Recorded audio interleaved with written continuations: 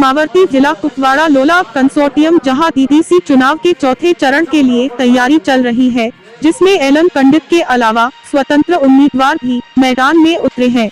मैं लोगों ऐसा ही वोट देने और मेरा समर्थन करने की अपील करता हूं।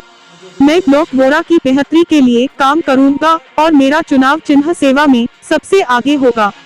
बार को सेवा का मौका दें।